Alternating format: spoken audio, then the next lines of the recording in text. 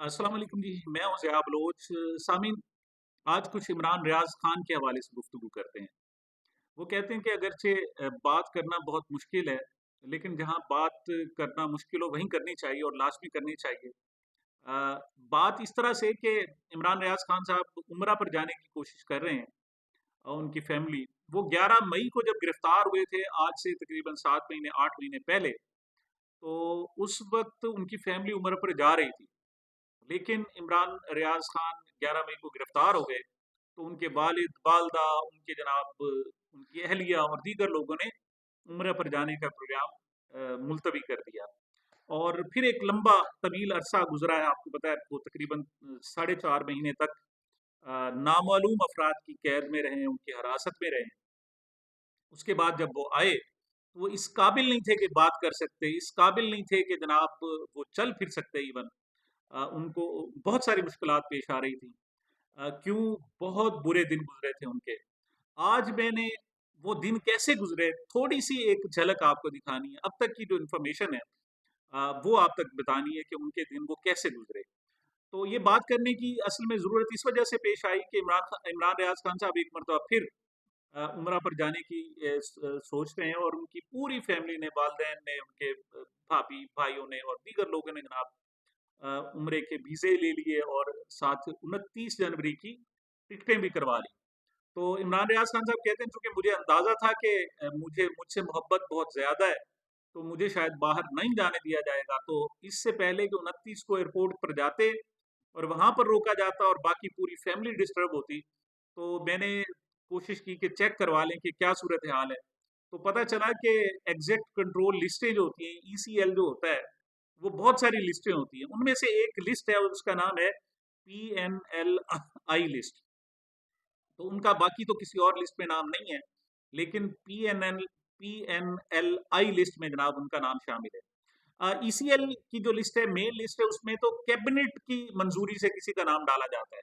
लेकिन हमारे यहाँ बहुत सारे काम जनाब कैबिनेट से तो नहीं होते, आपको पता है। उसके लिए ज़रूरी है कि कानून आपको इजाज़त दो और कानून के मुताबिक आप किसी को रोक सकते हैं। उसके खिलाफ ठोस शवाहिद हों, ठोस चीज़ें, और फिर कैबिनेट से मंजूरी ली गई हो तो फिर एसीएल में नाम नाम डलता है। ऐसे डल नहीं सकता। मिसाल एसएचओ को कोई जनाब इख्तियार नहीं है, किसी एसपी को इख्तियार नहीं है कि रोक ले। ये वफाकी हुकूमत को, वज़ीर-ए-आज़म को और पूरी कैबिनेट को इख्तियार है कि अगर किसी को रोकना चाहे तो तब रोक सकते हैं, वरना नहीं रोक सकते। तो उसका हल ये निकाला गया है कि ईसीएल के अलावा और बहुत सारी लिस्टें जनाब शामिल कर ली गई।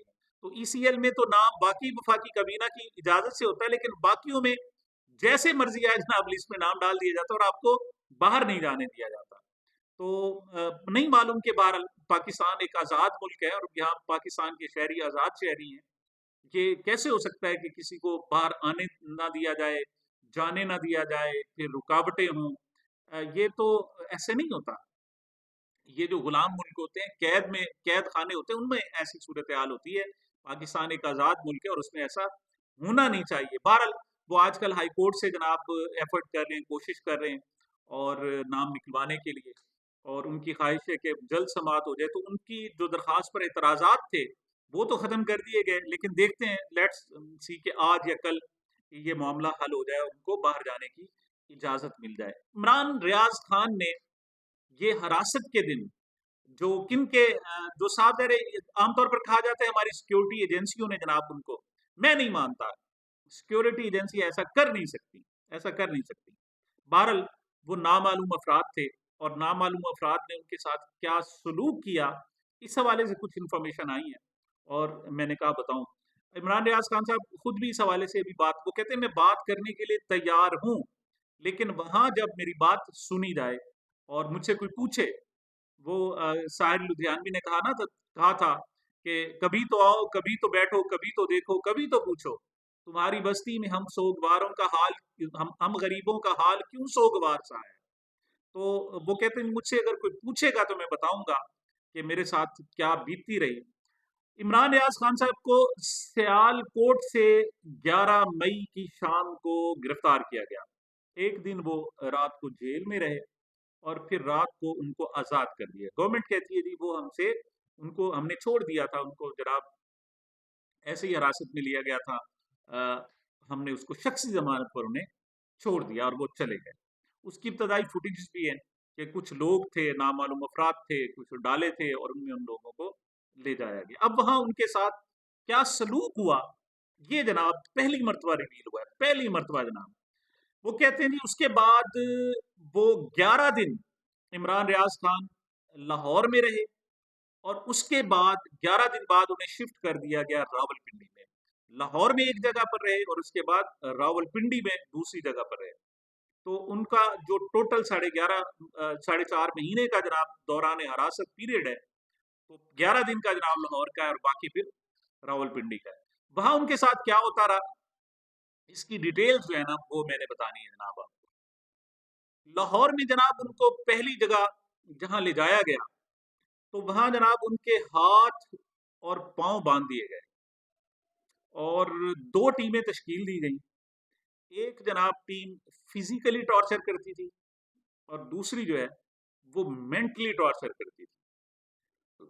फिजिकली टॉर्चर उनको बांध दिया जाता था कुर्सी के साथ, दरवाजे के साथ, दीवार के साथ उनको लगा दिया जाता, हाथ और पांव बांधे जाते, मुंह पे टेप लगा दी जाती और आंखों पे भी पट्टी बांध दी जाती और फिर उनको मारा जाता और सीवियर किस्म का उनको टॉर्चर किया गया। बेल्ट से अमूमन मारा जाता था और उन जगहों पे मारा जाता जहां खून ना रिसता हो। मिसाल के तो उनकी हिप्स पर, उनकी शोल्डर पर, उनकी कमर पर, उनकी टांगों पर बहुत ज्यादा तशद्दुद किया जाता था।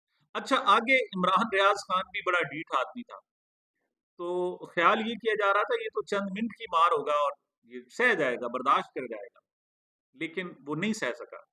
जब नहीं सह सका तो फिर मेंटल टॉर्चर करने के लिए उनको टीमें आई और ये अमल मुसलसल 11 दिन तक होता रहा। जब 11 दिन बाद भी कोई रिजल्ट नहीं निकला तो वो लोग जिनकी जनाब वो हरासत में थे, इलीगल जनाब उनकी जनाब कस्टडी में थे, तो उन लोगों ने फिर उसे शिफ्ट कर दिया रावलपिंडी में एक जगह पर, एक मकाम पर।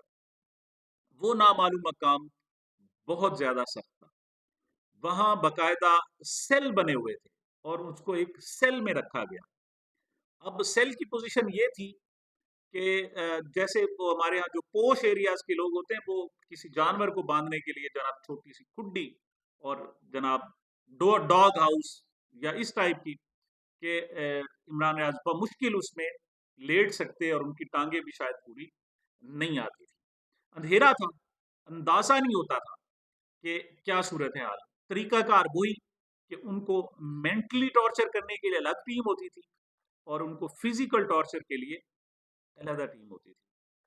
अब वहां पर उसने जनाब आके डिमांड किया, उन्होंने कहा जी कि मुझे कुछ दें, तो उसे जनाब बहुत ज्यादा मिन्नत समाजत के बाद कुरान मजीद उनके हवाले कर दिया गया और इमरान रियाज खान खुद कहते हैं कि मैंने फिर वहाँ नमाजें बिल्कुल अल्लाह ताला की इबादत में मैंने अपना दिल लगाना शुरू किया।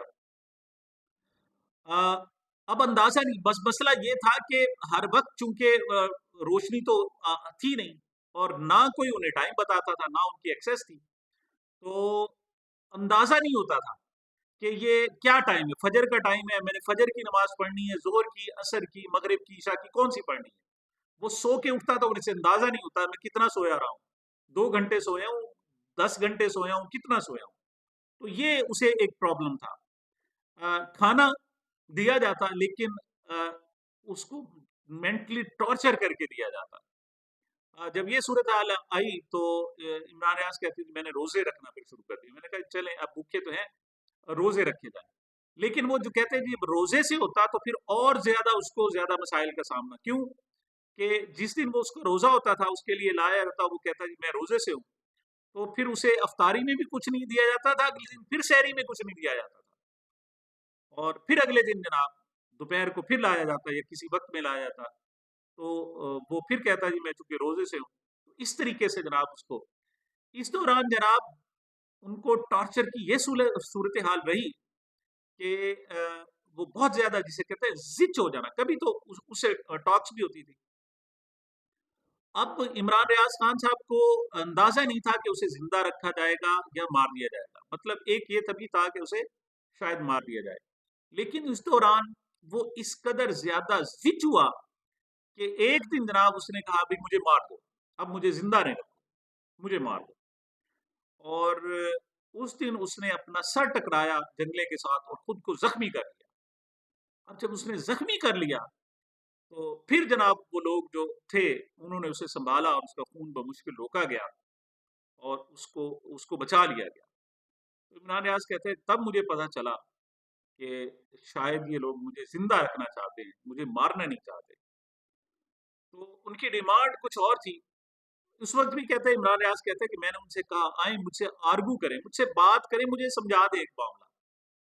लेकिन जब बात समझाने तक नहीं पहुंची तो तशद्दुद भी बढ़ता गया।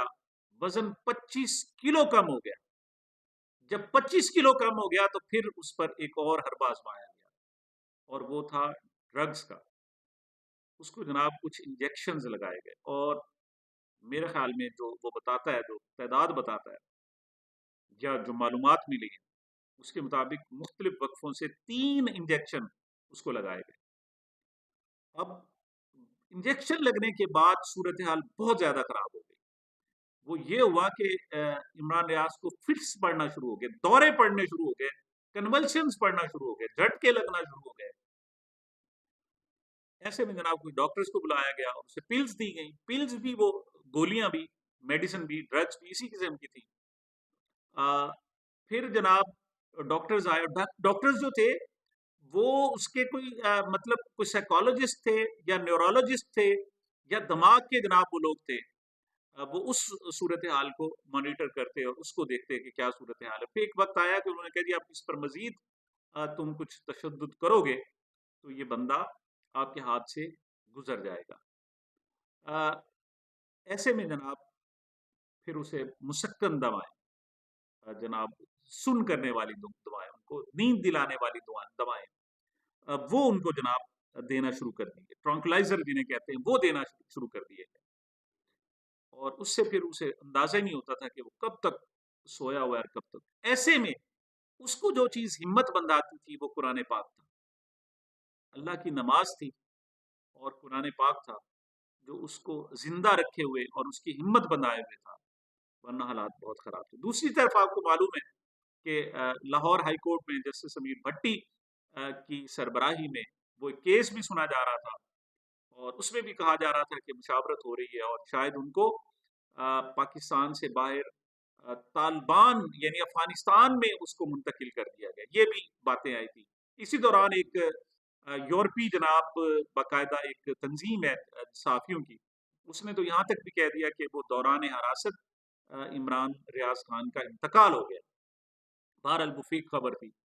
और ऐसे में जनाब उनके जो दोस्त हैं मियाँ अली इशफाक साहब, वो भी रहे, उनके वालिद भी रहे। वालिद का वो जुमला बड़ा कि उसको सजा ना दो, सजा मेरे मुझे दो, क्योंकि मैंने उसे सच बोलना सिखाया है। तो इस तरीके से पहले 11 दिन लाहौर और फिर अगले जो 4 महीने, 4.25 महीने थे वो उसके गुजरे रावलपिंडी में। और फिर एक वक्त ऐसा आया कि उसे उसे कहा गया कि इसको इसके हाल पर छोड़ दो और उस वक्त शायद रिकवरी के चांसेस भी नहीं थे। लेकिन ये इमरान रियाज की फिर एक गैर मुतवक्के तौर पर, गैर मामूली उसकी कुव्वत इरादी है, तो एक मरतबा फिर ठीक हो गया और दिनों में, हफ्तों में ठीक हो गया। उसने आकर पहला इंटरव्यू मियाँ अली इशफाक जो एडवोकेट, जो उसके वकील और दोस्त हैं, उनको आकर इंटरव्यू दिया था। उसके बाद उसने शाकिर महमूद को एक इंटरव्यू दिया। फिर उसके बाद आज उसने तारिक मतीन को भी आकर इंटरव्यू दिया। बहुत सारी प्रेस कॉन्फ्रेंसेस भी की, तकरीबात में भी, और जनाब सहाफ़ियों से भी उसके टॉक्स होते रहे।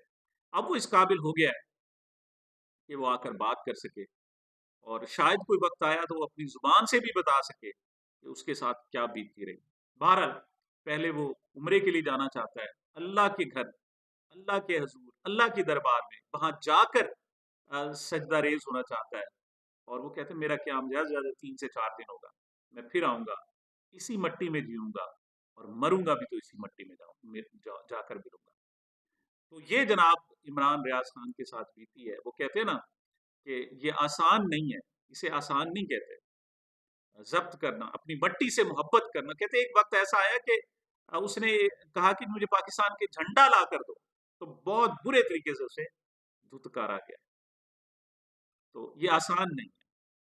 ज़ब्त करना तो कभी ज़ब्त पे दहशत करना इतना आसान भी नहीं, तुझसे मोहब्बत करना। सामीन ये मेरी गुज़ारिशात थी, मुझे मेरे चैनल को अपनी मोहब्बतों दुआओं में याद रखिएगा। मिलते हैं छोटे से वक़्फ़े के बाद।